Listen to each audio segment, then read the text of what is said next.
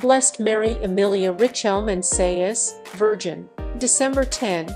Maria Emilia was born in Granada on August 5, 1847, and died in the same city in 1940. Belonging to the Spanish aristocracy, far from wanting to be a lady of nobility, always wanted to give her life to God, the Virgin, and serve the poorest and needy. A direct descendant of great Captain T. Gonzalo Fernández de Córdoba, on behalf of mother and daughter of a lieutenant general and state councillor, Duke and Richelme and Gomes, since a child, received an excellent training in French, piano, singing, painting, horse riding or embroidery while he was his mother until he died of cholera, who taught him his first sentences. There was an experience that marked Maria Emilia and her subsequent apostolic work from childhood and forever. At the age of 7, he said he saw the Virgin Mary with the baby Jesus in her arms. Already in his youth, he privately consecrated, with a vote of chastity,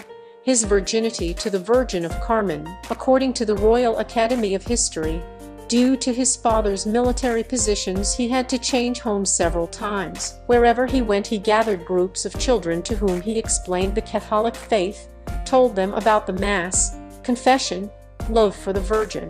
Being with his family in La Coro was when he decided to surrender to God in the religious life, to which his father resolutely refused. Already in Madrid, he didn't like high society life and devoted himself to visiting the sick and poor. In Seville, this young woman gave herself completely to charity works, alms, payment of ecclesiastical studies to poor young people, gift of adjuers to young housewives. In fact, it was the benefactor of Leopoldo Garay who at the desert would end up being Archbishop of Madrid. At the death of his father, he wanted to enter several congregations, but he gave up due to his fragile health. However, with the permission of the Holy See, he was granted to have the Holy One on display in his home. He built a chapel in the adjacent house dedicating it to the Immaculate, and so he went on managing what would be a new congregation called Missionaries of the Blessed Sacrament and Mary Immaculate, who soon began to have vocations.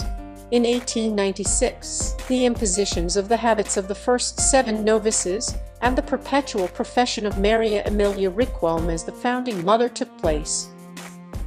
This religious woman had to experience many persecutions in her life, but finally Rome gave her all the reason. But, already old woman at 90 years old, she had to live through another 2 episode.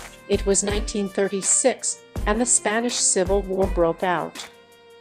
She was in Barcelona. He had to escape by fleeing to France, from where he passed to Pamplona, and a few months later to the community of Granada. In 1938, Pius XI definitely approved the statute, and shortly before he died, Maria Richelme asked her daughters to pray the Rosary daily and to live with simplicity of heart and deep humility. In 1940, he died after a fruitful life in construction. Currently, the congregation he founded has homes in Spain, Portugal, Brazil, Colombia, Bolivia, and the United States. Our Marian dimension is born from the experience of Mary that our founder had since her tender childhood.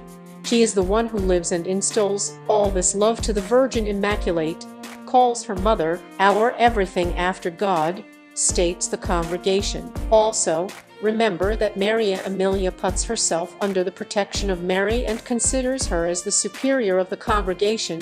She will be her vicar, dedicates the mother house to Mary Immaculate, and calls the congregation the little work of Mary. In Mary, we found an excellent model of charity, of perfect union with Christ, of a loving wife who is closely connected to her Lord, worships the Father, the founder said. Therefore, these religious people explain that the Eucharist and the Immaculate are 2 mysteries that are intimately related. Missionaries, we carry it strongly intertwined in our hearts and want to make the words of our founder alive. Give your whole being to your Immaculate Mother, and she will offer it to Jesus as her own. She was beatified on the 9th of November 2019 in Granada.